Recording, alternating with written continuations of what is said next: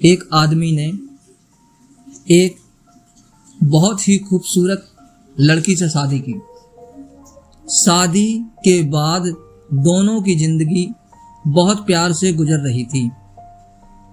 वह उसे बहुत चाहता था और उसकी खूबसूरती की हमेशा तारीफ किया करता था। लेकिन कुछ महीनों के बाद लड़की को चर्म रोग से ग्रस्त हो गई और धीरे धीरे उसकी खूबसूरती जाने लगी। मेरे प्यारे दोस्तों, खुद को इस तरह देख उसके मन में डर समाने लगा कि यदि वह बदसूरत हो गई तो उसका पति उससे नफरत करने लगेगा और उसकी नफरत बर्दाश्त नहीं कर पाएगी। इस बीच एक दिन पति को किसी काम से शहर से बाहर जाना था। काम खत्म कर जब वह घर वापस लौट रहा था, उसका एक्सीडेंट हो गया। एक्सीडेंट में उसने अपनी दोनों आंखें खो दी, लेकिन इसके बावजूद भी उन दोनों की जिंदगी सामान्य तरीके से आगे बढ़ती रही। समय गुजरता रहा।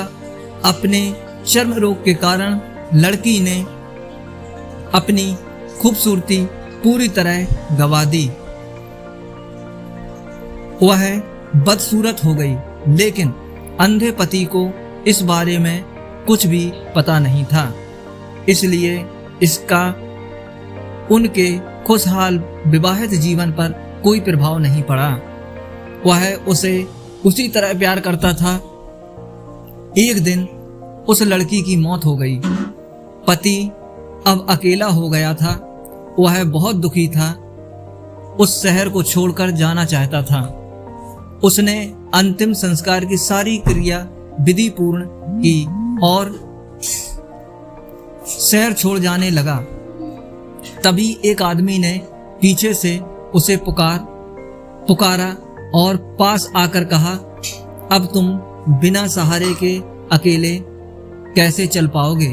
इतने साल तो तुम्हारी पत्नी तुम्हारी मदद किया करती थी।